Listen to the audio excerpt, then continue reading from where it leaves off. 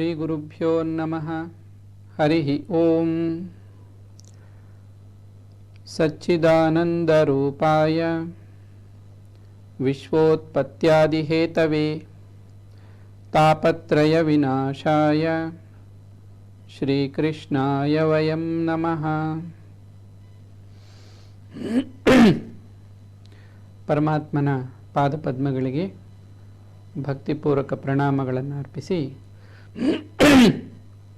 ಎಲ್ಲ ಆತ್ಮೀಯ ಬಂಧುಗಳೇ, ಭಗವದ್ವಾಣಿ ಎನ್ನುವಂತಹ ಈ ಸತ್ಸಂಗದಲ್ಲಿ ನಾವು ಭಗವಂತ ನಮಗೆ ಯಾವ ರೀತಿ ಜೀವನ ಮಾಡಬೇಕು ಅಂತ ಆದೇಶ ಕೊಟ್ಟಿದ್ದಾನೆ, ಅದನ್ನು ನಾವು ಹೇಗೆ ಅರ್ಥ ಮಾಡ್ಕೋಬೇಕು, ಹಾಗೆ ಭಗವಂತನ ಆದೇಶವನ್ನು ಪಾಲನೆ ಮಾಡೋದ್ರಿಂದ ನಮಗೆ ಯಾವ ರೀತಿಯಲ್ಲಿ ಒಳಿತಾಗುತ್ತೆ, ಇದೆಲ್ಲವನ್ನು ನಾವು ಉದಾಹರಣೆ ಸಹಿತವಾಗಿ ಗಮನಿಸ್ತಾ ಬಂದ್ವಿ. ಇವತ್ತಿನ ಈ ಪ್ರವಚನದಲ್ಲಿ ಎರಡು ವಿಧದ ಮನುಷ್ಯರಲ್ಲಿ ಎರಡು ವಿಧ. ಇವರು ಹೇಗೆ ಒಬ್ಬರಿಗಿಂತ ಒಬ್ಬರು ಭಿನ್ನರಾಗಿರ್ತಾರೆ, ಅವರ ಜೀವನ ಹೇಗಿರುತ್ತೆ, ಇದರ ಬಗ್ಗೆ ಪರಮಾತ್ಮ ಭಗವದ್ಗೀತೆಯಲ್ಲಿ ಹೇಳಿರುವಂಥದ್ದು. ಭಗವದ್ಗೀತೆಯ 16ನೇ ಅಧ್ಯಾಯ ದೈವಾಸುರ ಸಂಪದ್ವಿಭಾಗ ಯೋಗ ಅಂತ. ಅದರಲ್ಲಿ ಭಗವಂತ ಹೇಳುವಂಥದ್ದು, ಎರಡು ವಿಧದ ಮನುಷ್ಯರು ಜಗತ್ತಿನಲ್ಲಿ ಇರ್ತಾರೆ. ಮೊದಲನೆಯವರು ದೈವಿ ಸಂಪದವನ್ನು ಉಳ್ಳವರು, ಎರಡನೆಯವರು ಅಸುರಿ ಸಂಪದವನ್ನು ಹೊಂದಿರೋರು. ಇವರಿಬ್ಬರಲ್ಲಿ ಏನು ವ್ಯತ್ಯಾಸ? ಆ ಪದದಲ್ಲೇ ನಾವು ಗಮನಿಸ್ತೀವಿ. ದೈವಿ ಗುಣಗಳು, ಸಂಪದ ಅಂದರೆ ಗುಣಗಳು ಅಂತ. ದೈವಿ ಗುಣಗಳನ್ನು, ಸ್ವಭಾವವನ್ನು ಹೊಂದಿರುವಂಥವ್ರು ಒಬ್ಬರಾದರೆ, ಅಸುರಿ ಅಂದರೆ ಸುರ, ಅಸುರ. ಸುರ ಅಂದರೆ ದೇವತೆ ಅಥವಾ ದೇವತೆಗಳು, ಸುರರು. ಅಸುರರು ಅಂದರೆ ಸುರರಲ್ಲದವರು, ದೇವತೆಗಳಲ್ಲದವರು, ಮತ್ತೊಂದು ಗುಂಪು. ದೇವತೆಗಳನ್ನು ನಾವು ಯಾವ ರೀತಿ ಗುರುತಿಸ್ಬೋದು? ಪುರಾಣಗಳಲ್ಲಿ ನೋಡೋ ಹಾಗೆ ಅಥವಾ ಅದನ್ನು ಆಧಾರವಾಗಿಟ್ಕೊಂಡು ಹಲವಾರು ಸೀರಿಯಲ್ಗಳಲ್ಲೆಲ್ಲ ತೋರಿಸ್ತಾರೆ. ಒಂದು ವೇಷಭೂಷಣಗಳು ಇವೆಲ್ಲ ಒಂದು ಅರ್ಥದಲ್ಲಿ ಅದು ಸ್ಥೂಲ ರೂಪದಲ್ಲಿ ಅದು ಸರಿ ಇದೆ. ವಾಸ್ತವವಾಗಿ ದೇವತೆಗಳು ಅಂದರೆ ಯಾರು ಭಗವಂತನ ಸೇವೆಗಾಗಿ ತಮ್ಮ ಜೀವನವನ್ನು ನಡೆಸ್ತಾ ಇದ್ದಾರೋ, ತಮ್ಮದು ಅಂತ ಮಮಕಾರ ಆಗಲಿ ಸ್ವಾರ್ಥ ಆಗಲಿ ಇಲ್ಲದೆ ಭಗವಂತನ ಕೈಂಕರ್ಯ, ಭಗವಂತನ ಸೇವೆ ಅಂತ ತಮ್ಮ ಜೀವನವನ್ನು ನಡೆಸ್ತಾ ಇರ್ತಾರವರು. ಇದು ದೈವಿ ಸಂಪದವನ್ನು ಹೊಂದಿರುವಂಥವರ ಲಕ್ಷಣ. ಅವರ ಅಂತರಂಗ ಹಾಗಿರುತ್ತೆ. ಬಹಿರಂಗದಲ್ಲಿ ಅವರು ಹೇಗೆ ತೋರ್ಕೊಳ್ತಾರೆ? ಮೊದಲನೇದಾಗಿ ಅವರಲ್ಲಿ ಸತ್ಯನಿಷ್ಠೆ ಇರುತ್ತೆ. ಯಾವುದೇ ಕಾರಣಕ್ಕೂ ಅವರು ಸುಳ್ಳು ಹೇಳಲ್ಲ, ಸತ್ಯಸಂಧರು. ಆಮೇಲೆ ಧರ್ಮ ಮಾರ್ಗ ಬಿಟ್ಟು ಪಕ್ಕಕ್ಕೆ ಹೋಗೋದೇ ಇಲ್ಲ. ಅದು ಎಂಥ ಕಷ್ಟಗಳೇ ಬರಲಿ, ನಷ್ಟ ಆಗುವಂತಹ ಸಂದರ್ಭ ಅಂತ ಕಂಡು ಬಂದರೂ, ಏನೇ ಆದರೂ ಧರ್ಮ ಮಾರ್ಗ ಬಿಟ್ಟು ಪಕ್ಕಕ್ಕೆ ಹೋಗಲ್ಲ. ನಂತರ ಅವರ ಲಕ್ಷಣಗಳಲ್ಲಿ ನಾವು ಮುಖ್ಯವಾಗಿ ಗಮನಿಸೋದನ್ನು ಆ 16ನೇ ಅಧ್ಯಾಯದಲ್ಲಿ ಪ್ರಾರಂಭದಲ್ಲೇ ನಾವು ಗಮನಿಸ್ತೀವಿ. ಅವ್ರು ಹೇಗಿರ್ತಾರೆ ಅಂದರೆ, ಅವರಲ್ಲಿ ಅಭಯಂ ಸತ್ವ ಸಂಶುದ್ಧಿ ಜ್ಞಾನಾವಸ್ಥಿತ ಚೇತಸಃ, ಹಾಗೆ ಆರ್ಜವಂ, ಸತ್ಯಂ, ಆಮೇಲೆ ರುಜುತ್ವ, ಹ್ರೀ ಅಂದರೆ ಸಂಕೋಚ ಅಥವಾ ನಾಚಿಕೆಯ ಸ್ವಭಾವ ಅಂತ. ಈ ರೀತಿ ಹಲವಾರು ದೈವಿ ಗುಣಗಳು, ಲಜ್ಜ ಅಂತ ಇರುತ್ತೆ. ಈ ದೈವಿ ಗುಣಗಳೆಲ್ಲ ಮುಖ್ಯವಾಗಿ ಒಂದಷ್ಟು ಅಲ್ಲಿ ತಿಳಿಸಿ ಹೇಳಿದೆ. ಇದಕ್ಕೆ ವಿರುದ್ಧವಾಗಿ ಏನಿದೆಯೋ ಅದು ಅಸುರಿ ಗುಣ. ಅವರಿಗೆ ಸುಳ್ಳು ಹೇಳೋದು ಅಂದರೆ ಅವ್ರಿಗೇನು ಹಿಂಜರಿಕೆ ಇಲ್ಲ. ಅವರು ಯಾವುದೇ ಭಯ ಇಲ್ಲದೆ, ಸಂಕೋಚ ಇಲ್ಲದೆ ಸುಳ್ಳು ಹೇಳ್ತಾ ಇರ್ತಾರೆ. ಆಗ ತಿಳ್ಕೋಬೇಕು ಅವರು ಅಸುರಿ ಸಂಪದವನ್ನು ಹೊಂದಿರೋರು.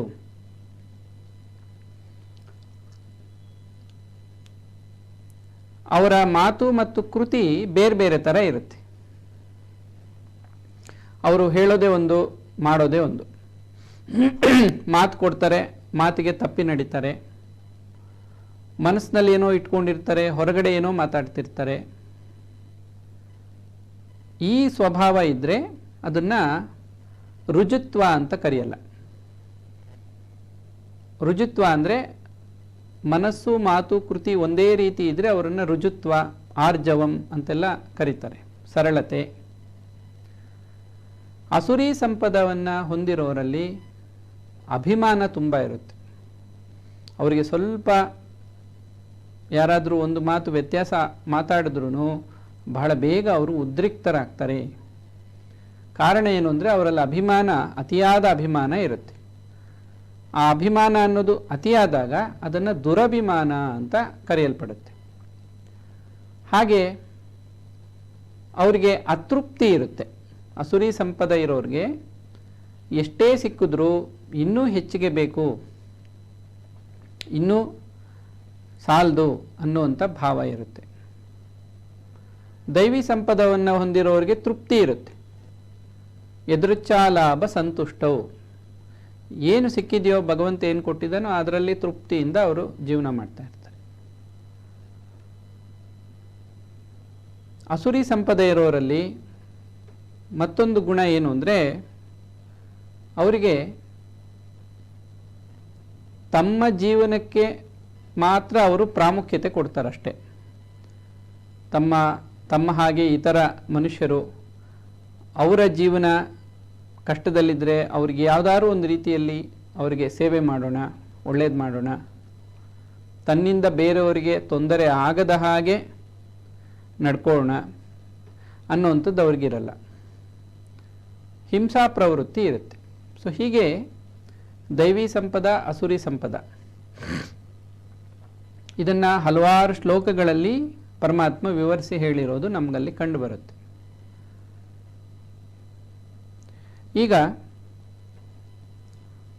ಇವರಿಬ್ಬರ ಬಗ್ಗೆ ಭಗವಂತನ ಮಾತುಗಳೇನು, ಭಗವಂತನ ಅಭಿಪ್ರಾಯ ಏನು, ಅದನ್ನು ನಾವು ಮುಖ್ಯವಾಗಿ ಈಗ ಗಮನಿಸೋಣ. ಈ ಥರದವ್ರು ಇದ್ದಾರೆ ಅನ್ನೋದು ನಮಗೂ ಗೊತ್ತಿದೆ, ನಾವು ನೋಡಿದ್ದೀವಿ ಸಮಾಜದಲ್ಲಿ. ಎರಡು ಥರ ಜನರು ಇದ್ದಾರೆ. ದೈವಿ ಸಂಪದವನ್ನು ಉಳ್ಳವರಿಗೆ ಏನಾಗುತ್ತೆ? ದೈವಿ ಸಂಪತ್ ವಿಮೋಕ್ಷಾಯ ನಿಬಂಧ ಆಸುರಿ ಮತ, ಇದು ಭಗವಂತ ಹೇಳುವಂಥ ಮಾತು. ದೈವಿ ಸಂಪದವನ್ನು ಹೊಂದಿರೋರು ಮೋಕ್ಷವನ್ನು ಪಡ್ಕೋತಾರೆ, ಬಂಧನದಿಂದ ಬಿಡುಗಡೆಯನ್ನು ಹೊಂದುತ್ತಾರೆ. ಅಸುರಿ ಸಂಪದವನ್ನು ಹೊಂದಿರೋವಂಥವರು ನಿಬಂಧ ಆಸುರಿ ಮತ, ಬಂಧನಕ್ಕೆ ಒಳಗಾಗ್ತಾರೆ. ಬಂಧನ ಅವ್ರಿಗೆ ಆಗುತ್ತೆ ಅಂದರೆ ಅವರು ಮಾಯಾ ಬಂಧನದಲ್ಲಿ ಇನ್ನೂ ಗಟ್ಟಿಯಾಗಿ ಅಲ್ಲೇ ಸಿಕ್ಕಾಕೊಂಡು ಅಲ್ಲೇ ಕಷ್ಟಪಡ್ತಾ ಇರ್ತಾರೆ. ಹೊರಗೆ ಬರೋದು ಹೇಗೆ ಅಂತ ಅವ್ರಿಗೆ ಗೊತ್ತಾಗೋದಿಲ್ಲ. ಸೊ ಇವರಿಬ್ಬರಿಗೂ ಸಿಗುವಂಥ ಫಲ ಇದು. ದೈವಿ ಸಂಪದ ಇರೋರು ಮುಕ್ತಿಯನ್ನು ಪಡ್ಕೋತಾರೆ, ಬದುಕಿರೋವಾಗಲೂ ಸುಖ ಶಾಂತಿಯಿಂದ ಬದುಕ್ತಾರೆ, ಮುಕ್ತರಾಗ್ತಾರೆ, ಸದ್ಗತಿ ಸಿಗುತ್ತೆ. ಈ ಅಸುರಿ ಸಂಪದ ಇರೋರು ಬದುಕಿರೋವಾಗಲೂ ದುಃಖ, ಭಯ, ಚಿಂತೆ ಇವುಗಳಲ್ಲಿ ಇರ್ತಾರೆ. ಶರೀರ ಬಿಟ್ಟ ಮೇಲೆ ಅವ್ರಿಗೆ ದುರ್ಗತಿ ಆಗುತ್ತೆ, ನರಕ ಪ್ರಾಪ್ತಿಯಾಗತ್ತೆ, ಮತ್ತೆ ಅವರು ಮಾಯಾ ಬಂಧನಕ್ಕೆ ಸಿಕ್ಕಾಕೊಂಡು ಮತ್ತೆ ಹುಟ್ಟುತ್ತಾರೆ, ಮತ್ತೆ ಕಷ್ಟಪಡ್ತಾ ಇರ್ತಾರೆ. ಸೊ ಇವರಿಬ್ಬರಿಗೂ ಸಿಗುವಂಥ ಫಲ ಇದು ಅಂಥೇಳಿ ಪರಮಾತ್ಮ ಹೇಳಿದ್ದಾನೆ. ಉದಾಹರಣೆಯನ್ನು ನಾವು ಗಮನಿಸಿದಾಗ ನಮಗೆ ಇದು ಅರ್ಥ ಮಾಡ್ಕೊಳ್ಳೋಕ್ಕೆ ಸುಲಭ ಆಗುತ್ತೆ. ಭಾಗವತ ಇನ್ನಿತರ ಪುರಾಣಗಳಲ್ಲಿ ನಾವು ಒಂದು ಪದವನ್ನು ಗಮನಿಸ್ತೀವಿ, ಅದನ್ನು ಕಾರಣ ಜನ್ಮ ಅಂತ. ಕಾರಣ ಜನ್ಮ ಅಂದರೆ ಅವರು ಈ ಜಗತ್ತಿಗೆ ಯಾವುದೋ ಒಂದು ಮಹತ್ತರವಾದ ಕಾರಣವನ್ನು ಇಟ್ಟುಕೊಂಡು ಹುಟ್ಟಿದ್ದಾರೆ. ಅವರು ಮಹಾತ್ಮರು. ಹಾಗಾದರೆ ಬೇರೆಯವರೆಲ್ಲ ಹೇಗೆ ಹುಟ್ಟುತ್ತಾರೆ? ಅವರು ಕರ್ಮಬಂಧನಕ್ಕೆ ಸಿಕ್ಕಾಕೊಂಡು ಋಣಭಾರವನ್ನು ಹೊತ್ಕೊಂಡು ಕರ್ಮವನ್ನು ಕಳ್ಕೊಳ್ಳೋದಕ್ಕಾಗಿ ಹುಟ್ಟಿದ್ದಾರೆ, ಅಥವಾ ಕರ್ಮವನ್ನು ಆ ಋಣವನ್ನು ತೀರಿಸೋದಕ್ಕೆ ಹುಟ್ಟಿದ್ದಾರೆ ಅವರು. ಹಾಗಾಗಿ ಅವರ ಜೀವನದಲ್ಲಿ ಬಹಳಷ್ಟು ಕಷ್ಟಗಳು, ಆಮೇಲೆ ಹೋರಾಟ ಅವರ ಜೀವನದಲ್ಲಿ ಇರುತ್ತೆ. ಈ ಕಾರಣ ಜನ್ಮವನ್ನು ಪಡ್ಕೊಂಡು ಬಂದಿರೋವಂಥವರು ಅವರು ಭಕ್ತರ ರೂಪದಲ್ಲಿ ಈ ಜಗತ್ತಿನಲ್ಲಿ ಅವತರಿಸಿ ಬರ್ತಾರೆ. ಸಾಧು ಸಂತರು ಅಂತ ಕೂಡ ಕರೀತಾರೆ. ಮಹಾರಾಷ್ಟ್ರದ ಸಂತರು, ನಾಮದೇವ ಆಗ್ಬೋದು, ತುಕಾರಾಮ್ ಆಗ್ಬೋದು, ಜ್ಞಾನದೇವರು, ಗೋರಕುಂಬಾರ ಅಂತ ಭಕ್ತರು, ಹಲವಾರು ಜನ. ಹಾಗೆ ಕರ್ನಾಟಕದಲ್ಲಿ ನಾವು ನೋಡಿದ್ರೆ ದಾಸ ಸಂಪ್ರದಾಯ ಅಂತ ಬಂತು. ದಾಸರುಗಳು,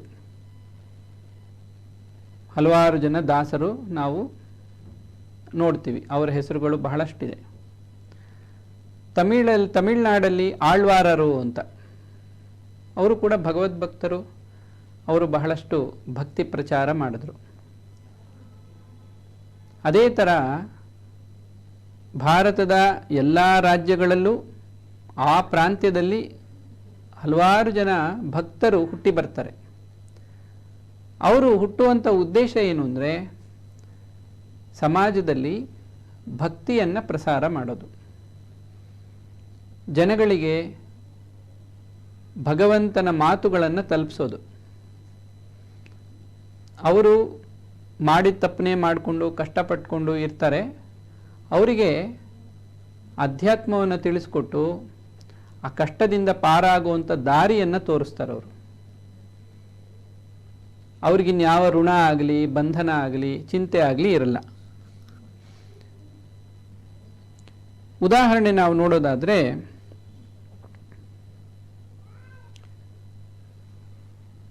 ಈಗ ಪುರಂದರದಾಸರು ಅವತರಿಸಿ ಬಂದರು. ಅವರ ಚರಿತ್ರೆಯಲ್ಲಿ ನಾವು ಗಮನಿಸ್ತೀವಿ, ಅವರು ನಾರದರ, ದೇವರ್ಷಿ ನಾರದರ ಅಂಶ. ಅವರು ಸಂಗೀತವನ್ನು ಆಧಾರವಾಗಿಟ್ಕೊಂಡು ಸಂಗೀತದ ಮೂಲಕ ಭಗವಂತನ ಮಾತುಗಳನ್ನು, ಶಾಸ್ತ್ರವಾಕ್ಯಗಳನ್ನೆಲ್ಲ ಸಮಾಜಕ್ಕೆ ಪ್ರಸಾರ ಮಾಡಿದ್ರು.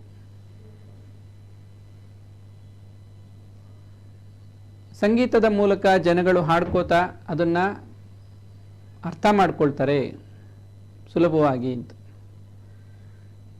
ಹಾಗೆ ಅವತರಿಸಿ ಬಂದಾಗ ಕೂಡ ಅವರು ಭಗವಂತನ ಮಾತುಗಳನ್ನು ತಮ್ಮ ಜೀವನದಲ್ಲಿ ಅರ್ಥ ಮಾಡಿಕೊಂಡು ಅನುಷ್ಠಾನ ಮಾಡ್ತಾರೆ. ಅನುಷ್ಠಾನ ಮಾಡಿ ತೋರಿಸೋದೊಂದು, ಪ್ರಚಾರ ಮಾಡೋದು ಎರಡು ಕಾರ್ಯ ಮಾಡ್ತಾರೆ. ಯಾಕೆಂದರೆ ಸಾಮಾನ್ಯ ಜನರಿಗೆ ಶಾಸ್ತ್ರದಲ್ಲಿ ತಿಳಿಸಿರೋ ಹಾಗೆ ಜೀವನ ಮಾಡೋಕ್ಕೆ ಸಾಧ್ಯ ಇದೆಯಾ?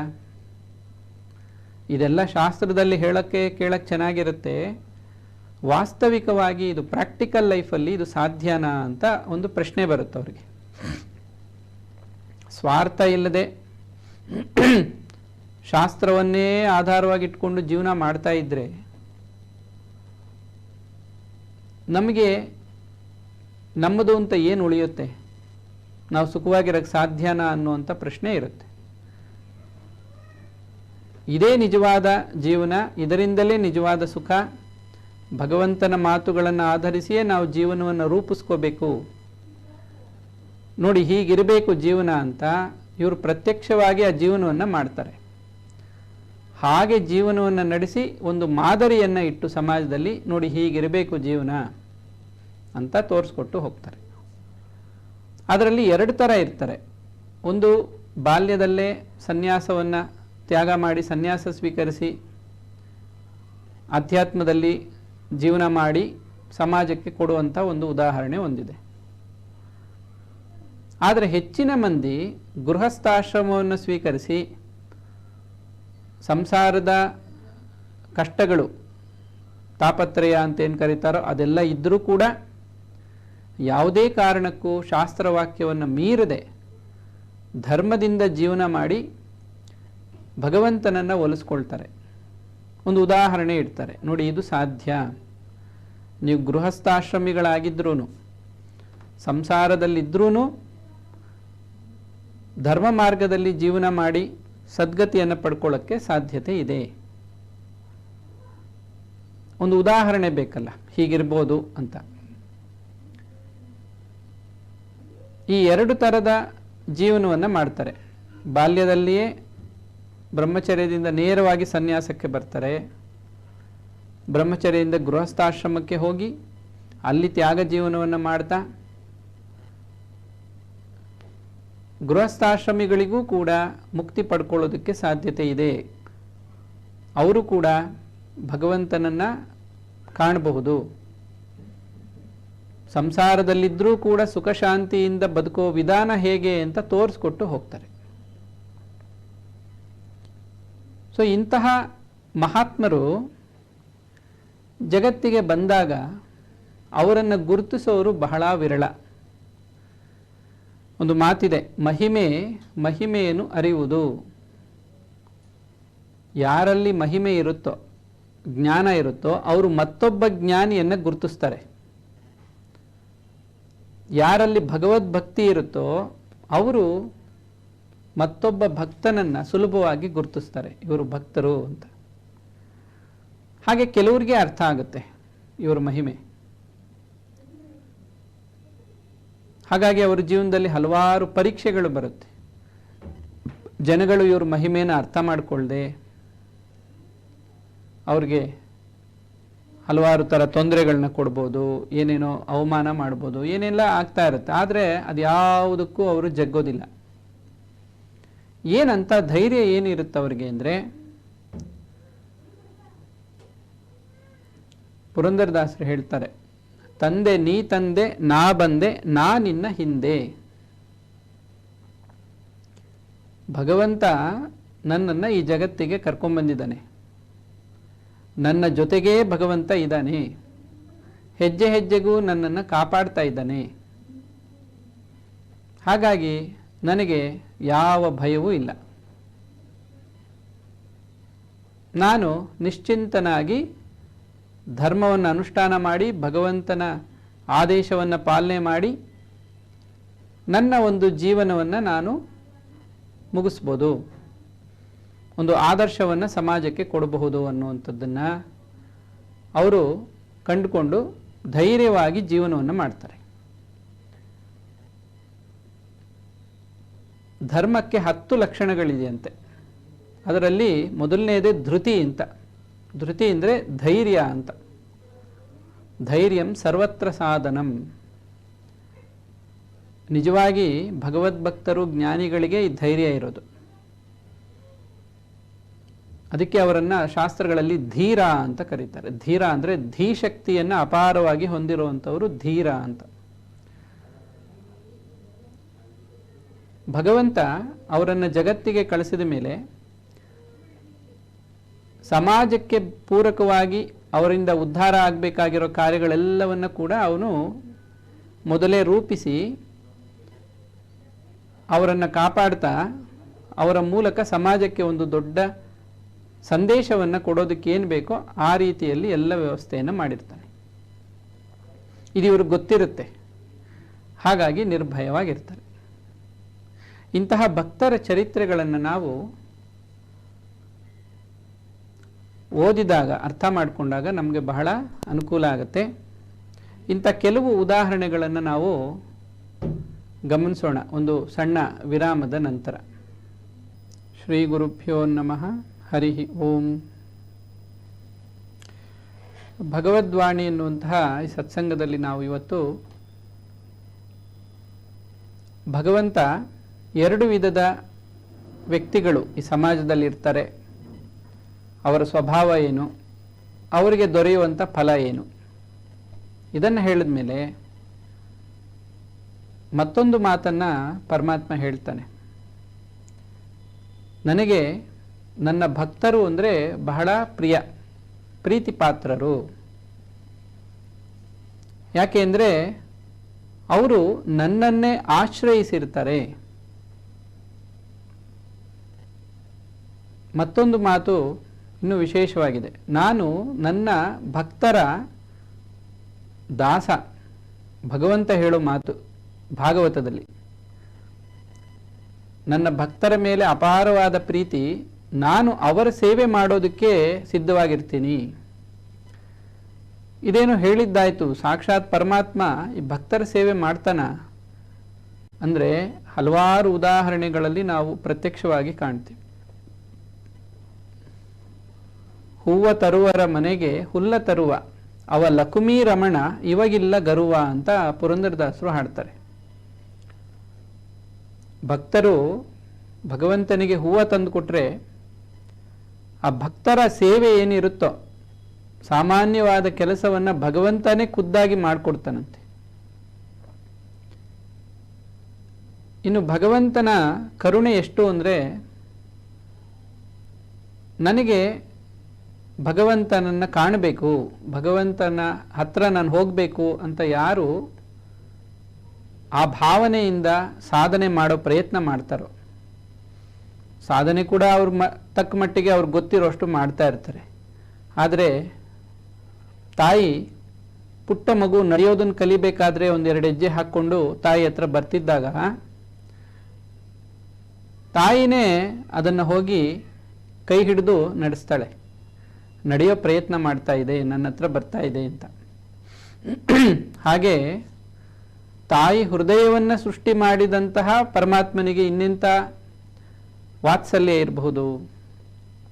ಅದಕ್ಕೆ ಭಗವಂತನಿಗೆ ಭಕ್ತವತ್ಸಲ ಅಂತ ಹೆಸರು. ಭಕ್ತವತ್ಸಲ ಅಂದರೆ, ವತ್ಸ ಅಂದರೆ ಸಂಸ್ಕೃತದಲ್ಲಿ ಕರು ಅಂತ. ಒಂದು ಪುಟ್ಟ ಕರು, ಅದ್ರ ಮೇಲೆ ತಾಯಿ ಹಸು ಇರುತ್ತಲ್ಲ, ಅದಕ್ಕೆ ಎಷ್ಟು ಪ್ರೀತಿ ಇರುತ್ತೆ ಅಂದರೆ ಅದೊಂದು ಉದಾಹರಣೆಯಾಗಿ ಶಾಸ್ತ್ರದಲ್ಲಿ ಕೊಡುತ್ತೆ, ವತ್ಸಲ ಅಂತ. ಅಷ್ಟು ಪ್ರೀತಿಯಿಂದ ಪರಮಾತ್ಮ ತನ್ನ ಭಕ್ತರನ್ನು ನೋಡ್ಕೋತಾನಂತೆ. ಹೀಗಿರುವಾಗ ಭಕ್ತರಿಗೆ ಇನ್ನು ಚಿಂತೆ ಆಗಲಿ ಭಯ ಆಗಲಿ ಯಾವುದೂ ಇರಲ್ಲ. ಉದಾಹರಣೆಗೆ ಪುರಂದರದಾಸರು ಭಗವಂತನ ಭಕ್ತಿ ಪ್ರಚಾರ ಮಾಡೋಕ್ಕೆ ಅವತರಿಸಿ ಬಂದಾಗ ಭಗವಂತ ಎಷ್ಟೋ ದಿನಗಳು ಅವ್ರ ಮನೆಗೆ ಅಲಿತಾನೆ, ಮತ್ತೆ ಮತ್ತೆ ಬಂದು ಅವರನ್ನು ಎಚ್ಚರಗೊಳಿಸೋದಕ್ಕೆ. ಈ ಭೂಲೋಕಕ್ಕೆ ಬಂದಾಗ ಏನಾಗುತ್ತೆ ಅಂದರೆ, ಅವರು ಎಂಥ ಮಹಾತ್ಮರಾಗಿದ್ರೂ ಈ ಭೂಲೋಕಕ್ಕೆ ಬಂದಾಗ ತಮ್ಮ ನಿಜ ಸ್ವರೂಪ ಮರ್ತೋಗುತ್ತೆ. ಆಗ ಭಗವಂತ ಬಂದು ಎಚ್ಚರಿಸ್ತಾನೆ, ನೀನು ಬಂದಿರೋದು ಎಲ್ಲರ ಹಾಗೆ ನೀನು ಜೀವನ ಮಾಡ್ಕೊಂಡು ಇರಕ್ಕಲ್ಲ, ನಿನ್ನ ಜೀವನ ಉದ್ದೇಶ ಬೇರೆ. ಅದನ್ನು ಒಳಗಡೆಯಿಂದ ಜಾಗೃತ ಮಾಡ್ತಾನೆ, ಹೊರಗಡೆಯಿಂದಲೂ ಕೂಡ ಅದನ್ನು ತಿಳಿಸ್ಕೊಡ್ತಾನೆ. ಆ ಹೊರಗಡೆಯಿಂದ ತಿಳಿಸ್ಕೊಡುವಾಗ ನಮಗೆ ಅವರು ಗುರುಗಳು ಅಂತ ಕಂಡು ಬರ್ತಾರೆ. ಒಳಗಡೆಯಿಂದ ಕೂಡ ಅಂತರ್ಯಾಮಿಯಾಗಿ ಜಾಗೃತಿಗೊಳಿಸ್ತಾನೆ. ಹಾಗೆ ಜಾಗೃತ ಆದಾಗ ಅವರಿಗೆ ಏನು ಅರ್ಥ ಆಗುತ್ತೆ ಅಂದರೆ, ನನ್ನ ಜೀವನದ ಉದ್ದೇಶ ಏನು ಅಂತ ಅವರಿಗೆ ಗೊತ್ತಾಗ್ಬಿಡುತ್ತೆ. ಇತರರಿಗೆ ಗೊತ್ತಿಲ್ವಾ ಅಂದರೆ 1000ಕ್ಕೊಬ್ಬರು ಕೂಡ ಸಿಗೋದಿಲ್ಲ. ಜೀವನದ ಉದ್ದೇಶ ಏನು, ಮಾನವ ಜನ್ಮದ ಉದ್ದೇಶ ಏನು ಅಂತ ಪ್ರಶ್ನೆ ಇಟ್ಟಾಗ ಅವರವ್ರದೇ ಭಾವನೆಗಳು ಹೇಳ್ತಾರೆ ಹೊರತು ಸತ್ಯವನ್ನು ಹೇಳುವಂಥವ್ರು ತಿಳ್ಕೊಂಡವರು ಬಹಳ ಕಡಿಮೆ. ಇದು ಅರ್ಥ ಆಗುತ್ತೆ ಭಕ್ತರಿಗೆ. ಭಗವಂತ ಬಂದು ಜಾಗೃತಗೊಳಿಸ್ತಾನೆ, ನೀನು ಬಂದಿರೋದು ಅಜ್ಞಾನದಲ್ಲಿ ಕಷ್ಟಪಡ್ತಾ ಇರೋರಿಗೆ ನಿನ್ನ ಒಂದು ಕಾರ್ಯದಿಂದ, ನಿನ್ನ ಮಾತುಗಳು, ನಿನ್ನ ಒಂದು ಸಾಧನೆಯಿಂದ ಅವರಿಗೆ ಮಾರ್ಗದರ್ಶನ ಆಗಬೇಕು, ಒಂದು ಮಾದರಿಯಾಗಬೇಕು. ಆಗ ತಮ್ಮ ಜೀವನದ ಉದ್ದೇಶ ಅವರಿಗೆ ಸ್ಪಷ್ಟವಾಗಿರುತ್ತೆ. ಏನು ಮಾಡಬೇಕೋ ಅದರ ಕಡೆ ಅವರು ಕಾರ್ಯೋನ್ಮುಖರಾಗ್ತಾರೆ. ಪುರಂದರದಾಸರ ಜೀವನದಲ್ಲೂ ಹಾಗೆ, ಅವರು ಜಿಪ್ಪುಣರ ಹಾಗೆ ಹಣ ಸಂಪಾದನೆ ಕಡೆ ಹೆಚ್ಚು ಗಮನ ಕೊಟ್ಟಿರ್ತಾರೆ. ಮದುವೆ ಮಕ್ಕಳು ಎಲ್ಲ ಆಗಿರುತ್ತೆ. ಭಗವಂತ ಬಂದು ಎಚ್ಚರಿಸ್ತಾನೆ. ತಕ್ಷಣ ಅವ್ರಿಗೆ ಗೊತ್ತಾಗತ್ತೆ ತನ್ನ ಕರ್ತವ್ಯ ಏನು ಅಂತ. ಎಲ್ಲವನ್ನ ಕೃಷ್ಣಾರ್ಪಣ ಅಂತ ತ್ಯಾಗ ಮಾಡಿ ಗುರುಗಳ ಹತ್ರ ಹೋಗ್ತಾರೆ, ದೀಕ್ಷೆ ತಗೋತಾರೆ. ತಮ್ಮ ಸಂಗೀತ ಸಾಹಿತ್ಯದ ಮೂಲಕ ಸಮಾಜದಲ್ಲಿ ಭಕ್ತಿ ಪ್ರಚಾರ ಮಾಡ್ತಾರೆ. ಅದೇ ಥರ ಕನಕದಾಸರದು ಹಾಗೇನೆ. ಅವರು ಯಮಧರ್ಮನ ಅಂಶ ಅಂತೆಲ್ಲ ಶಾಸ್ತ್ರದಲ್ಲಿ ನೋಡ್ತೀವಿ. ಆಗ ಅವರು ಕೂಡ ಪಾಳೆಗಾರರ ಮಗನಾಗಿರ್ತಾರೆ. ಜೋರಾಗಿ ಯುದ್ಧ ಮಾಡೋದು, ಹೋರಾಡೋದು, ಏನು ಅವರು ಸಾಮಾನ್ಯರ ಹಾಗೆ ಭೋಗದ ಕಡೆ ಆಸಕ್ತಿ ಇರೋದು, ಈ ಥರದ್ದೆಲ್ಲ ಜೀವನ ಸಾಮಾನ್ಯವಾಗಿ ನಡೀತಿರುತ್ತೆ. ಭಗವದ್ಭಕ್ತಿನೂ ಇರುತ್ತೆ, ಆದರೆ ಜೀವನದ ಉದ್ದೇಶ ಗೊತ್ತಿರಲ್ಲ. ಭಗವಂತ ಪ್ರತ್ಯಕ್ಷನಾಗಿ ಎಲ್ಲೋ ಒಂದು ಗಲಾಟೆ ಆಗುತ್ತೆ, ಹೋರಾಟ, ಯುದ್ಧ ಆಗುತ್ತೆ, ಒಂದು ಪುಟ್ಟ ಯುದ್ಧ. ಅಲ್ಲಿ ಇವ್ರಿಗೆ ಪೆಟ್ಟು ಬಿದ್ದು ಬಿದ್ದೋಗಿರ್ತಾರೆ.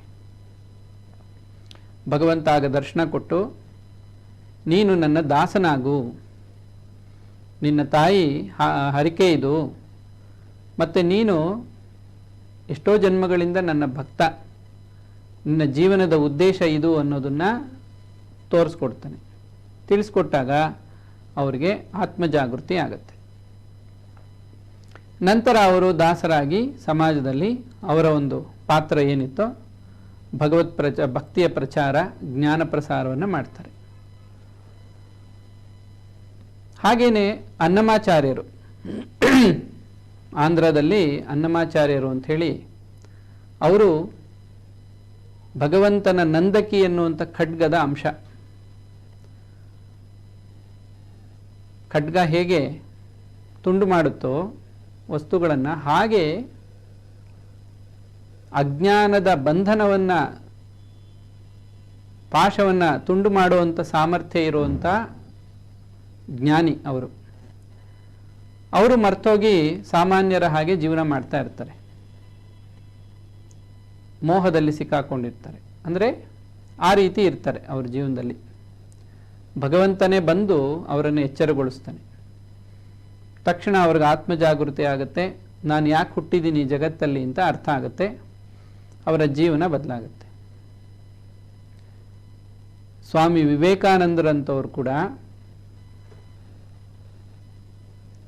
ತಾನು ನರೇಂದ್ರ ಅಂತ ಭಾವಿಸಿ ತನ್ನ ತಂದೆ ತಾಯಿ, ತನ್ನ ಕುಟುಂಬ, ತನ್ನ ವಿದ್ಯಾಭ್ಯಾಸ ಈ ಕಡೆನೇ ಅವ್ರ ಗಮನ ಇರುತ್ತೆ. ಬಹಳ ಮೇಧಾವಿಗಳು, ಬಹಳ ಓದ್ತಾ ಇದ್ರು, ತಿಳ್ಕೊಂಡಿದ್ರು. ಆದರೆ ಜೀವನದ ಉದ್ದೇಶ ಮರ್ತೋಗಿತ್ತು. ಶ್ರೀರಾಮಕೃಷ್ಣರು ತಮ್ಮ ಆಧ್ಯಾತ್ಮಿಕ ಸ್ಪರ್ಶದಿಂದ ಅವರ ಜೀವನದ ಉದ್ದೇಶವನ್ನು ಅವರಿಗೆ ಆಂತರ್ಯದಲ್ಲಿ ತಿಳಿಸ್ಕೊಡ್ತಾರೆ. ಆಗ ಅವರು ತಮ್ಮ ಜೀವನದ ಉದ್ದೇಶವನ್ನು ಅರಿತ ಮೇಲೆ ಅವರ ಜೀವನ ಬದಲಾಗುತ್ತೆ. ತ್ಯಾಗ ಜೀವನಕ್ಕೆ ಬರ್ತಾರೆ. ತ್ಯಾಗ ಜೀವನಕ್ಕೆ ಬಂದ ಮೇಲೆ ಅವರು ಸುಮಾರು 5 ವರ್ಷಗಳ ಕಾಲ ಭಾರತದಾದ್ಯಂತ ಸಂಚಾರ ಮಾಡಿ, ನಂತರ ಅವರು ಅದೇ ಸಮಯಕ್ಕೆ ಭಗವಂತ ವ್ಯವಸ್ಥೆ ಮಾಡಿದ್ದ ವಿಶ್ವಧರ್ಮ ಸಮ್ಮೇಳನದಲ್ಲಿ ಇವರು ಭಾಗವಹಿಸಬೇಕು. ಅಲ್ಲಿ ಭಾಗವಹಿಸಿ ತಮ್ಮ ಜ್ಞಾನವನ್ನು ಬರೀ ಭಾರತಕ್ಕೆ ಮಾತ್ರ ಅಲ್ಲ, ಇಡೀ ವಿಶ್ವಕ್ಕೆ ಕೊಡಬೇಕು ಅಂತ. ಹಿಂದೆ ಒಂದ್ಸರಿ ಶ್ರೀರಾಮಕೃಷ್ಣ ಹೇಳ್ತಾರೆ, ನೀನು ಇಂಗ್ಲೀಷ್ನಲ್ಲಿ ಮಾತಾಡಬೇಕು, ನೀನು ಇಂಗ್ಲೀಷ್ ಕಲ್ತ್ಕೋಬೇಕು, ಹಾಗೆಲ್ಲ ಒಂದು ಕಡೆ ಹೇಳಿರ್ತಾರೆ. ಇವ್ರಿಗೇನು ಅದರಲ್ಲಿ ಆಸಕ್ತಿ ಇರಲ್ಲ. ಅವ್ರು ಯಾವುದೋ ಪಾಶ್ಚಿಮಾತ್ಯರ ಭಾಷೆ ನನಗೆ ಯಾಕೆ ಅನ್ನೋ ಥರ ಅವರೆಲ್ಲ ಮಾತಾಡಿರ್ತಾರೆ. ಶ್ರೀರಾಮಕೃಷ್ಣನ್ ಮೊದಲೇ ಗೊತ್ತು, ಇವರು ವಿದೇಶಗಳಿಗೆ ಹೋಗಬೇಕಾಗತ್ತೆ. ಇನ್ನು ನಮ್ಮ ಭಾರತದಲ್ಲೇ ಒಂದೊಂದು ಕಡೆ ಒಂದೊಂದು ಭಾಷೆ.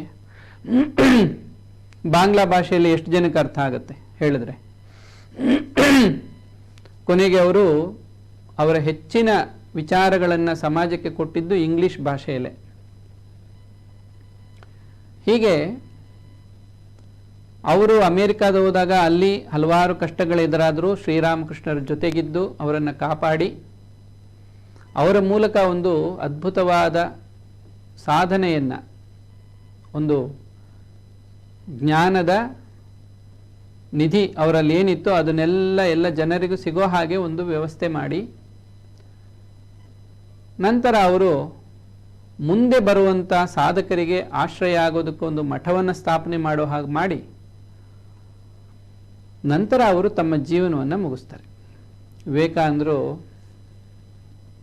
ತಮ್ಮ ಕೆಲಸ ಎಲ್ಲ ಮುಗಿದ ಮೇಲೆ ಅವರಿಗೆ ಆಂತರ್ಯದಲ್ಲಿ ಮತ್ತೆ ಒಂದು ವಿಚಾರ ಬರುತ್ತೆ, ನಾನು ಈ ಜಗತ್ತಿಗೆ ಬಂದ ಕೆಲಸ ಮುಗೀತು, I have to go back ಅಂತ. ನಂತರ ಅವರು ಒಂದು ವಸ್ತ್ರವನ್ನು ಹೇಗೆ ಕಳಿಸ್ತಾರೋ ಆ ರೀತಿಯಲ್ಲಿ ಶರೀರವನ್ನು ಬಿಟ್ಟು ತಮ್ಮ ಒಂದು ಸ್ವಧಾಮ, ಊರ್ಧ್ವಲೋಕಗಳು ಅಂತ ಕರೀತಾರೆ, ಅಥವಾ ಭಗವಂತನ ಸಾನ್ನಿಧ್ಯವನ್ನು ಅವರು ಪಡ್ಕೊಂಡ್ರು. ಹೀಗೆ ನಾವು ಗಮನಿಸ್ತಾ ಹೋದರೆ ಭಾರತದಲ್ಲಿ ಹಲವಾರು ಜನ ಮಹಾತ್ಮರು ಈ ಜಗತ್ತಿಗೆ ಬಂದರು, ಭಗವಂತನ ಆದೇಶದಂತೆ ಅವರು ಜಗತ್ತಿಗೆ ಬಂದರು. ಯಾವುದೋ ಅವ್ರಿಗೆ ಋಣ ಇತ್ತು, ಕರ್ಮಫಲ ಇತ್ತು, ಅನುಭವಿಸಕ್ಕೆ ಬಂದವರಲ್ಲ ಅವರು. ಜನರಿಗೆ ಜಾಗೃತಿಯನ್ನು ಉಂಟು ಮಾಡೋದಕ್ಕೆ ಅವರು ಹುಟ್ಟಿದ್ದು. ಅವ್ರ ಜೀವನದ ಉದ್ದೇಶವೇ ಅದು, ಬೇರೆ ಇನ್ನೇನು ಎರಡನೇ ಕೆಲಸವೇ ಇಲ್ಲ ಅವ್ರಿಗೆ. ಚಿಕ್ಕ ವಯಸ್ಸಲ್ಲೇ ಅವರು ಅಧ್ಯಾತ್ಮಕ್ಕೆ ಬರ್ತಾರೆ, ತಾವು ಸಾಧನೆ ಮಾಡಿ ತೋರಿಸ್ಕೊಟ್ಟು ಭಗವಂತನ ಆದೇಶವನ್ನು ಹೇಗೆ ಪಾಲನೆ ಮಾಡಬೇಕು ಅಂತ ತೋರಿಸ್ತಾರೆ. ಅದನ್ನು ಪ್ರವಚನಗಳ ರೂಪದಲ್ಲಿ, ಕೀರ್ತನೆಗಳ ರೂಪದಲ್ಲಿ, ಹಾಗೆ ಗ್ರಂಥಗಳ ರೂಪದಲ್ಲಿ, ಭಾಷ್ಯ ಇತ್ಯಾದಿ ರೂಪದಲ್ಲಿ ಅವರು ಸಮಾಜಕ್ಕೆ ಕೊಟ್ಟು ಹೋಗ್ತಾರೆ. ಒಬ್ಬ ವ್ಯಕ್ತಿ ಹೀಗೆ ಬಂದಾಗ, ಇಂಥ ಮಹಾತ್ಮರು ಬಂದಾಗ ಅವರ ಬೆನ್ನ ಹಿಂದೆ ಅಥವಾ ಅವರ ಜೊತೆಗೆ ಸದಾ ಭಗವಂತ ಇರ್ತಾನೆ. ಎಲ್ಲ ಸಂದರ್ಭದಲ್ಲಿ ಅವ್ರನ್ನ ಕಾಪಾಡ್ತಾ ಇರ್ತಾನೆ. ನಾವು ಗಮನಿಸ್ತೀವಿ, ಸಾಮಾನ್ಯರು ಮಾಡೋಕ್ಕಾಗೋದೇ ಇಲ್ಲ ಈ ಕೆಲಸ ಅಂತ ಅನಿಸುತ್ತೆ. ಅಷ್ಟೊಂದು ಪ್ರಯಾಣ, ಅಷ್ಟೊಂದು ಶ್ರಮಪಟ್ಟು ಕೆಲಸಗಳನ್ನು ಮಾಡ್ತಾರೆ. ಹೇಗೆ ಸಾಧ್ಯ ಆಯಿತು ಇವರಿಗೆ ಇಷ್ಟು ಕಡಿಮೆ ಸಮಯದಲ್ಲಿ ಇಷ್ಟೊಂದು ಕೆಲಸ ಮಾಡೋಕ್ಕೆ? ಅದು ಭಗವಂತನ ಶಕ್ತಿ. ಹೀಗಾಗಿ ಭಗವಂತನ ಮಾತುಗಳನ್ನು ಅರ್ಥ ಮಾಡಿಕೊಂಡು ಅದರಂತೆ ನಡೆಯೋ ಪ್ರಯತ್ನ ಮಾಡಿದ್ರೆ ಭಗವಂತನಿಗೆ ಗೊತ್ತಾಗುತ್ತೆ ಅವನು ಅಂತರ್ಯಾಮಿ. ಭಗವಂತನೇ ನಮಗೆ ಹೆಚ್ಚು ಶಕ್ತಿ ಕೊಟ್ಟು ಇನ್ನೂ ಚೆನ್ನಾಗಿ ಸಾಧನೆ ಮಾಡು ಅಂತ ನಮಗೆ ಅನುಕೂಲ ಮಾಡಿಕೊಡ್ತಾನೆ. ಸರಿ, ಇವರು ಅಸುರಿ ಸಂಪದ ಕಳ್ಕೊಂಡು ದೈವಿ ಸಂಪದವನ್ನು ಪಡ್ಕೊಂಡು ಸಾಧನೆಯಲ್ಲಿ ಮುಂದುವರೆದು ಇವರು ಆತ್ಮೋದ್ಧಾರಕ್ಕೆ ಏನು ಬೇಕೋ ಅದು ಮಾಡ್ಕೋತಾ ಇದ್ದಾರೆ.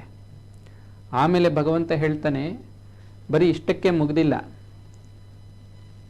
ನೀನು ಸಮಾಜಕ್ಕೆ ಏನಾದರೂ ಒಂದು ಕೊಡುಗೆಯನ್ನು ಕೊಟ್ಟು ಹೋಗಬೇಕು. ಆ ರೀತಿಯಲ್ಲಿ ಗುರು ಉಪದೇಶ ಆಗತ್ತೆ. ಸ್ವಾಮಿ ವಿವೇಕಾನಂದರಿಗೂ ಹಾಗೆ ಆಗಿದ್ದು. ನೀನು ಎಷ್ಟೋ ಜನ ಸಾಮಾನ್ಯರಂತೆ ಬಹಳ ಕಷ್ಟಪಟ್ಟು ತುಂಬ ಹೀನ ಸ್ಥಿತಿಯಲ್ಲಿ ಜೀವನ ಮಾಡ್ತಾ ಇದ್ದಾರೆ, ಅಜ್ಞಾನದಲ್ಲಿ ತೊಳಲ್ತಾ ಇದ್ದಾರೆ. ಅವ್ರಿಗೆ ನೀನೇನಾದ್ರು ಮಾಡೋದು ಬೇಡವಾ? ನೀನು ವೇದಾಂತವನ್ನು, ಆಧ್ಯಾತ್ಮಿಕ ಜ್ಞಾನವನ್ನು ನೀನು ಜಗತ್ತಿಗೆ ಆ ಶಿಕ್ಷಣವನ್ನು ಕೊಡಬೇಕು ಅಂತ ಹೇಳ್ತಾರೆ. ಹಾಗೆ ಯಾರು ಇವತ್ತು ಈ ಅಧ್ಯಾತ್ಮ ಜೀವನಕ್ಕೆ ಬಂದು ತಮ್ಮ ಶಕ್ತಿಯಾನುಸಾರ ಸೇವೆ ಮಾಡ್ತಾ ಇದ್ದಾರೋ, ಭಗವಂತನ ಸೇವೆ ಅಂತ ತಿಳ್ಕೊಂಡು ಮಾಡ್ತಾ ಇದ್ದಾರೋ, ಅವರು ಮೊದಲು ಭಗವಂತನ ಮಾತುಗಳನ್ನು ಅನುಷ್ಠಾನ ಮಾಡಿ ಭಗವತ್ ಕೃಪೆಯನ್ನು ಸಂಪಾದನೆ ಮಾಡಿಕೊಂಡು ಭಗವಂತನ ಆಶ್ರಯದಲ್ಲಿ ಅವರು ಕೆಲಸ ಮಾಡ್ತಾ ಇರ್ತಾರೆ. ಹಾಗಾಗಿ ಅವರಿಗೆ ಯಾವತ್ತೂ ಕೂಡ ಕೊರತೆ, ತೊಂದರೆ ಆಗೋದಕ್ಕೆ ಸಾಧ್ಯವೇ ಇಲ್ಲ. ಭಗವಂತನ ಶಕ್ತಿನೇ ಅವರನ್ನು ಕಾಪಾಡ್ತಾ ಇರುತ್ತೆ. ಯಾವ ಸಮಯಕ್ಕೆ ಏನು ಕೊಡಬೇಕೋ ಎಲ್ಲವನ್ನು ಭಗವಂತ ಪೂರೈಸ್ತಾ ಇರ್ತಾನೆ. ಹೀಗಾಗಿ ಭಗವಂತನ ಮಾತುಗಳು ಅದನ್ನು ಅನುಷ್ಠಾನ ಮಾಡೋದು, ಅದರಂತೆ ನಡ್ಕೊಳ್ಳೋದು ಎಷ್ಟು ಕಷ್ಟ ಅಂತ ಸಾಮಾನ್ಯರಿಗೆ ಅನಿಸುತ್ತೆ. ಆದರೆ ಪ್ರಾರಂಭದಲ್ಲಿ ಹಾಗೆ ಅನಿಸಿದ್ರೂ ಅದನ್ನು ಅಭ್ಯಾಸ ಮಾಡ್ತಾ ಮಾಡ್ತಾ ಸುಲಭ ಆಗುತ್ತೆ. ಆಮೇಲೆ ಅಧ್ಯಾತ್ಮ ಜೀವನವೇ ಸುಲಭ, ಪ್ರಾಪಂಚಿಕ ಜೀವನ ಕಷ್ಟ. ಇವರು ಚಿಕ್ಕ ವಯಸ್ಸಲ್ಲೂ ಕಷ್ಟಪಡ್ತಾ ಇದ್ರು, ಮಧ್ಯಮ ವಯಸ್ಸಿನಲ್ಲೂ ಕಷ್ಟಪಡ್ತಾ ಇದ್ರು, ವೃದ್ಧಾಪ್ಯದಲ್ಲಿ ಇನ್ನೂ ಕಷ್ಟವನ್ನು ಪಡ್ತಾ ಇದ್ದಾರೆ. ಅವರು ಸುಖ ಪಟ್ಟಿದ್ದಾದರೂ ಯಾವಾಗ? ಜನಸಾಮಾನ್ಯರು.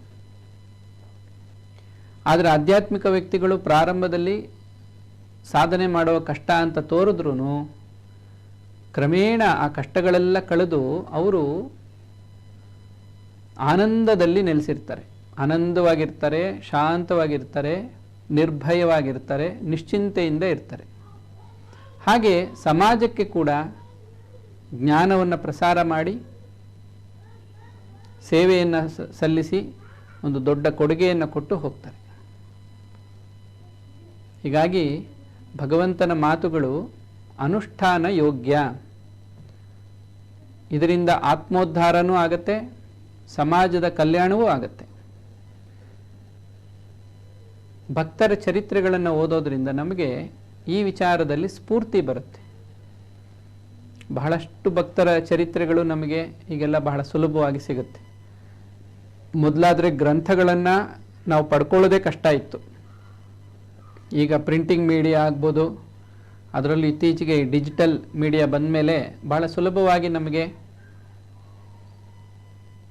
ಭಕ್ತರ ಚರಿತ್ರೆಗಳನ್ನು ತಿಳ್ಕೊಳ್ಳೋದಕ್ಕೆ ನಮಗೆ ಅನುಕೂಲ ಆಗಿದೆ. ಇಂತಹ ಒಂದು ಅನುಕೂಲ ಭಗವಂತ ಮಾಡಿಕೊಟ್ಟಿರುವಾಗ ನಾವು ಸಮಯವನ್ನು ವ್ಯರ್ಥ ಮಾಡದೆ, ಆಲಸ್ಯ ಮಾಡದೆ, ಇನ್ನೂ ಸಮಯ ಇದೆ, ಆಮೇಲೆ ನೋಡೋಣ, ಇನ್ನೂ ವಯಸ್ಸೇನೂ ಆಗಿಲ್ಲ, ಮುಂದಕ್ಕೆ ಭಗವಂತನಲ್ಲಿ ಭಕ್ತಿಯನ್ನು ಮಾಡೋಣ, ಮುಂದಕ್ಕೆ ಇನ್ನು ಸ್ವಲ್ಪ ಕಾಲ ಆದಮೇಲೆ ವೇದಾಂತ ತಿಳ್ಕೊಳ್ಳೋಣ ಅಂತ ಮುಂದೆ ಓಡ್ತಾ ಇದ್ದರೆ ಯಾರಿಗೂ ಕೂಡ ಅವರ ಡೇಟ್ ಆಫ್ ಬರ್ತ್ ಗೊತ್ತಿದೆಯೇ ಹೊರತು ಡೇಟ್ ಆಫ್ ಡೆತ್ ಹೀಗೆ ಅಂತ ಎಷ್ಟು ಜನಕ್ಕೆ ಗೊತ್ತಿದೆ? ಜ್ಞಾನಿಗಳಿಗೆ ಗೊತ್ತಿರುತ್ತೆ, ಯೋಗಿಗಳಿಗೆ. ಅವರಿಗೆ ಬಂದ ದಿನವೂ ಗೊತ್ತು ಈ ಭೂಲೋಕಕ್ಕೆ, ಭೂಲೋಕದಿಂದ ನಾನು ಯಾವಾಗ ಹೋಗ್ತೀನಿ ಅಂತ ಕೂಡ ಗೊತ್ತು. ಭಗವಂತ ತಿಳಿಸ್ಕೊಟ್ಟಿದ್ದಾನೆ ಅವ್ರಿಗೆ ಅಂತರಂಗದಲ್ಲಿ. ಸಾಮಾನ್ಯರಿಗೆ ಗೊತ್ತೇ ಇರಲ್ಲ. ಗೊತ್ತಿಲ್ಲದೆ ಇದ್ರೂ ಕೂಡ ಅವರೇ ಕಲ್ಪನೆ ಮಾಡಿಕೊಂಡು ನಾನು ಇಷ್ಟು ಕಾಲ ಇರ್ತೀನಿ, ಇನ್ನೇನೇನೋ ಅಂದ್ಕೊಂಡಿರ್ತಾರೆ. ಆದರೆ ಹಾಗಾಗೋದೇ ಇಲ್ಲ. ಅಂತಕನ ದೂತರಿಗೆ ಕಿಂಚಿತ್ತು ದಯವಿಲ್ಲ, ಚಿಂತೆಯನ್ನು ಬಿಟ್ಟು ನೀನು ಶ್ರೀಹರಿಯ ನೆನೆಯೋ ಮನವೇ ಮನುಜ ಅಂತ ಹೇಳಿ ದಾಸರು ಒಂದು ಕಡೆ ಹಾಡ್ತಾರೆ. ಅವ್ರು ಯಾವಾಗ ಬಂದು ಮುಂದೆ ನಿಂತ್ಕೋತಾರೋ ಗೊತ್ತಿಲ್ಲಪ್ಪ. ಅಂತ್ಯಕಾಲ ಅನ್ನೋದು ಯಾವಾಗ ಬರುತ್ತೋ ಹೇಳೋಕ್ಕಾಗಲ್ಲ. ಅದಕ್ಕೇನಿಷ್ಟೇ ಸಮಯ, ಇಂಥ ವಯಸ್ಸು, ಇಂಥ ಕಡೆನೇ ಆಗಬೇಕು ಅಂತೇನು ಅದಕ್ಕೇನು ನಿಯಮ ಇಲ್ಲ. ಯಾವ್ಯಾವ ಪರಿಸ್ಥಿತಿಯಲ್ಲಿ ಎಂತೆಂಥವ್ರು ಶರೀರ ಬಿಟ್ಟು ಹೋಗ್ತಾ ಇದ್ದಾರೋ ಪ್ರತ್ಯಕ್ಷವಾಗಿ ನಾವು ನೋಡ್ತಾ ಇದ್ದೀವಿ. ಹೀಗಾಗಿ ಶಾಸ್ತ್ರದಲ್ಲಿ ಒಂದು ಮಾತಿದೆ, ಶುಭಸ್ಯ ಶೀಘ್ರಂ ಅಂತ. ಒಳ್ಳೆ ಕೆಲಸವನ್ನು ಆದಷ್ಟು ಬೇಗ ಮಾಡಿ ಮುಗಿಸ್ಬಿಡು. ಆಮೇಲೆ ಅವಕಾಶ ಸಿಗುತ್ತೋ ಇಲ್ವೋ, ಅವಕಾಶ ಸಿಕ್ಕಿದ್ರೂ ಆ ಸಮಯದಲ್ಲಿ ಸಾಮರ್ಥ್ಯ ಇರುತ್ತೋ ಇಲ್ವೋ, ಶಕ್ತಿ ಇರುತ್ತೋ ಇಲ್ವೋ ಹೇಳೋಕ್ಕಾಗಲ್ಲ. ಈಗ ಶಕ್ತಿನೂ ಇದೆ, ಸಮಯ ಇದೆ, ಅವಕಾಶನೂ ಸಿಕ್ಕಿದೆ. ಆ ಕಾರ್ಯವನ್ನು ಮಾಡಿ ಮುಗಿಸ್ಬೇಕು. ಭಗವಂತನ ಮಾತುಗಳನ್ನು ಓದಬೇಕು, ಜ್ಞಾನವನ್ನು, ಆಧ್ಯಾತ್ಮಿಕ ಜ್ಞಾನವನ್ನು ಪಡ್ಕೋಬೇಕು, ತನ್ನನ್ನು ತಾನು ಅಂತರಂಗದಲ್ಲಿ ಕಂಡುಕೋಬೇಕು, ತಾನು ಯಾರು ಅಂತ, ತನ್ನದ ಜೀವನದ ಉದ್ದೇಶ ಏನು ಅಂತ ತಿಳ್ಕೊಂಡು ಅದರಂತೆ ಜೀವನ ಮಾಡ್ತಾ ಇದ್ದರೆ ಭಗವಂತನ ಶಕ್ತಿ ಸದಾ ನಮ್ಮ ಜೊತೆಗಿದ್ದು ನಮ್ಮನ್ನು ಕಾಪಾಡ್ತಾ ಇರುತ್ತೆ. ನಮಗೆ ಪ್ರತ್ಯಕ್ಷವಾಗಿ ಅನುಭವಕ್ಕೂ ಬರುತ್ತದು. ಆಗ ಧೈರ್ಯನೂ ಬರುತ್ತೆ. ಓ, ಭಗವಂತ ನನ್ನ ಜೊತೆಗಿದ್ದಾನೆ, ನನಗಿನ್ಯಾವುದ್ರ ಬಗ್ಗೆ ಚಿಂತೆ ಮಾಡೋ ಅಗತ್ಯ ಇಲ್ಲ. ಮತ್ತು ಇನ್ನೊಂದು ವಿಚಾರ ಏನು ಅಂದರೆ, ಮುಖ್ಯವಾಗಿ ಭಗವದ್ಭಕ್ತರು ತಮ್ಮ ಸ್ವಂತಕ್ಕಾಗಿ ಅಂತ ಏನೂ ಮಾಡ್ಕೊಳ್ಳಲ್ಲ. ಅವ್ರ ಹೆಸರಲ್ಲಿ ಒಂದು ಸಣ್ಣ ವಸ್ತು ಅಂತಲೂ ಇರಲ್ಲ. ಏಕೆಂದರೆ ಅವರು ಅದ್ರ ಮೇಲೆ ಯಾವುದೇ ಸ್ವಂತಿಕೆಯನ್ನು ಇಟ್ಕೊಳ್ಳಲ್ಲ. ಓನರ್ಶಿಪ್ ಅಂತ ಕರೀತಾರೆ, ಅದಿರಲ್ಲ. ಇದೆಲ್ಲ ಭಗವಂತಂದು. ಆ ಸಮಯಕ್ಕೆ ಸೇವೆಗೆ ಎಷ್ಟು ಬೇಕೋ ಅಷ್ಟು ಬಳಸ್ತಾರೆ, ಎಲ್ಲ ಸಮಾಜ ಸೇವೆಗೆ ಮುಡುಪಾಗಿಟ್ಬಿಡ್ತಾರೆ. ಹೀಗಾಗಿ ಅವರಿಗೆ ನಿಶ್ಚಿಂತೆ. ತನಗಾಗಿ ಜೀವನ ಮಾಡೋರಿಗೆ ಭಯ ಜಾಸ್ತಿ, ಸ್ವಾರ್ಥಿಗಳಿಗೆ ಭಯ, ನಿಸ್ವಾರ್ಥಿಗಳಿಗೆ ನಿರ್ಭಯ. ಮತ್ತು ಸಮಾಜಕ್ಕೆ ಏನಾದ್ರು ಸೇವೆ ಮಾಡುವಾಗ ಕೂಡ ಅವ್ರ ಭಾವನೆ ಹೇಗಿರುತ್ತೆ ಅಂದರೆ, ಇದು ಭಗವಂತನ ಸೇವೆ. ಇದು ಶ್ರೀರಾಮಕೃಷ್ಣ ಹೇಳ್ತಾರೆ, ಶಿವಜ್ಞಾನೇ ಜೀವ ಸೇವಾ. ಜೀವರುಗಳು ಅಂದರೆ ಮನುಷ್ಯರು ಇತರ ಜೀವಿಗಳ ಸೇವೆ ಮಾಡಬೇಕಾದ್ರೆ ಶಿವನ ಸೇವೆಯನ್ನೇ ಮಾಡ್ತಾ ಇರೋದು, ಜೀವಿಗಳ ರೂಪದಲ್ಲಿ ಶಿವನೇ ಇದ್ದಾನೆ ಅವರ ಅಂತರಂಗದಲ್ಲಿ ಅಂತ ತಿಳಿದು ಸೇವೆಯನ್ನು ಮಾಡ್ತಾ ಇರೋದ್ರಿಂದ ಅವರಿಗೆ ಭಗವಂತನ ಪ್ರತ್ಯಕ್ಷವಾದ ದರ್ಶನ ಕೂಡ ಆಗ್ತಾ ಇರುತ್ತೆ. ಎಲ್ಲರ ಹೃದಯದಲ್ಲಿ ಭಗವಂತನನ್ನು ಕಾಣ್ತಾ ಇರ್ತಾರೆ ಅವರು. ಇದು ಅಧ್ಯಾತ್ಮ ಜೀವನದ ಒಂದು ವೈಭವ, ಮಹಿಮೆ. ಇವತ್ತು ನಾವು ಭಗವದ್ವಾಣಿ ಅನ್ನುವಂತಹ ಸತ್ಸಂಗದಲ್ಲಿ 16ನೇ ಅಧ್ಯಾಯ ಭಗವದ್ಗೀತೆ, ಅದರಲ್ಲಿ 2 ಥರದ ವ್ಯಕ್ತಿಗಳು, ದೈವಿ ಸಂಪದ ಹೊಂದಿರೋರು ಹೇಗೆ ಜೀವನ ಮಾಡ್ತಾರೆ, ಅವರಿಗೆ ಭಗವಂತನ ಆದೇಶ ಹೇಗೆ ಸಿಗುತ್ತೆ, ಭಗವಂತನನ್ನು ಆಶ್ರಯಿಸಿ ಅವರು ಹೇಗೆ ಜೀವನ ಮಾಡ್ತಾರೆ, ಭಗವತ್ ಶಕ್ತಿ ಅವರನ್ನು ಹೇಗೆ ಕಾಪಾಡ್ತಾ ಇರುತ್ತೆ ಅನ್ನೋದು ನೋಡಿದ್ವಿ. ಇನ್ನು ಅಸುರಿ ಸಂಪದ ಇರೋರ ಬಗ್ಗೆ ಹೆಚ್ಚು ವಿವರ ಕೊಡೋ ಅಗತ್ಯ ಇಲ್ಲ. ಯಾಕೆಂದರೆ ಸಮಾಜದಲ್ಲಿ ಅಂಥವ್ರ ಸಂಖ್ಯೆ ಹೆಚ್ಚಾಗಿರೋದ್ರಿಂದ ಸಾಮಾನ್ಯರ ಜೀವನ ಹೇಗಿರುತ್ತೋ ಅದನ್ನೇ ಇಲ್ಲಿ ಅಸುರಿ ಸಂಪದ ಹೊಂದಿರೋರ ಲಕ್ಷಣಗಳು ಅಂತ ತಿಳ್ಕೊಬೋದು. ಒಬ್ಬರ ಮೇಲೆ ಇನ್ನೊಬ್ಬರು ಸ್ಪರ್ಧೆ, ನಾನು ಹೆಚ್ಚೋ ನೀನು ಹೆಚ್ಚೋ ಅಂತ. ಅಲ್ಲಿ ಹೆಚ್ಚು ಇಲ್ಲ ಕಡಿಮೆ ಇಲ್ಲ, ಎಲ್ಲ ಭಗವಂತನ ಇಚ್ಛೆಯಂತೆ ನಡೀತಾ ಇರೋದು ಈ ಜಗತ್ತಲ್ಲಿ. ಒಬ್ಬರ ಹತ್ರ ಹೆಚ್ಚಿದ್ರೆ ಮತ್ಸರ ಅಥವಾ ಅಸೂಯೆ, ಬೇರೆಯವ್ರಿಗಿಂತ ನಾನೇನು ಕಮ್ಮಿ ಎನ್ನುವಂತಹ ಅಭಿಮಾನ, ಇಂಥದ್ದೆಲ್ಲ ಭಾವನೆಗಳಿಟ್ಕೊಂಡು ಅವರು ಬಹಳ ಕಷ್ಟಪಡ್ತಾ ಇರ್ತಾರೆ. ಹೃದಯ ಯಾವಾಗಲೂ ಕೂಡ ಚಂಚಲವಾಗಿರುತ್ತೆ, ಉದ್ವೇಗದಲ್ಲಿರುತ್ತೆ. ಅವ್ರಿಗೆ ಶಾಂತಿ ಅಂದ್ರೆ ಏನು ಅಂತಲೇ ಅನುಭವಕ್ಕೆ ಬಂದಿರಲ್ಲ. ಆದರೆ ದೈವಿ ಸಂಪದ ಇರೋರು, ಅವ್ರಿಗೆ ಅಭಿಮಾನ ಇಲ್ಲ, ಸ್ವಾರ್ಥ ಇಲ್ಲ, ಯಾರ ಬಗ್ಗೆನೂ ಅವರಿಗೆ ಭೇದ ಭಾವ ಇಲ್ಲ, ನಮ್ಮವರು ಬೇರೆಯವರು ಅಂತ. ಹೀಗಾಗಿ ಅವರಿಗೆ ಎಲ್ಲ ಕಡೆ ಭಗವಂತನ ದರ್ಶನ ಆಗುತ್ತೆ. ಯಾರ ಬಗ್ಗೆ ಅಸೂಯೆ ಇಲ್ಲ, ದ್ವೇಷ ಇಲ್ಲ, ಏನೂ ಇಲ್ಲ, ಅವರಿಗೆ ಆನಂದವಾಗಿರ್ತಾರೆ. ಇದು ಭಗವಂತನ ಮಾತುಗಳನ್ನು ಅರಿತುಕೊಂಡು ಅದರಂತೆ ಜೀವನ ಮಾಡುವಂಥವರಿಗೆ ಆಗುವಂತಹ ಒಂದು ಲಾಭ, ಅವರ ಆತ್ಮೋದ್ಧಾರ ಆಗುವಂಥ ವಿಧಾನ. ಸೊ ಇವತ್ತಿನ ಪ್ರವಚನದಲ್ಲಿ ನಾವು ಭಾಗವತದ ಕೆಲವು ವಿಚಾರಗಳು, ಭಗವದ್ಗೀತೆಯ ವಿಚಾರಗಳನ್ನು ಸೇರಿಸ್ಕೊಂಡು ಭಕ್ತರ ಜೀವನ ಶೈಲಿ ಹೇಗಿರುತ್ತೆ ಅನ್ನೋದನ್ನು ಕೂಡ ನಾವು ಗಮನಿಸ್ತಾ ಬಂದ್ವಿ. ಇನ್ನು ಮುಂದಿನ ಸತ್ಸಂಗಗಳಲ್ಲಿ ಭಗವಂತನ ಇತರ ವಾಣಿಗಳು ನಮ್ಮ ಜೀವನಕ್ಕೆ ಹೇಗೆ ಬೆಳಕಾಗುತ್ತೆ ಅನ್ನೋದನ್ನು ನಾವು ತಿಳ್ಕೊಳ್ಳೋ ಪ್ರಯತ್ನವನ್ನು ಮಾಡೋಣ. ಹರಿ ಓಂ ತತ್ಸತ್. ಶ್ರೀರಾಮ್.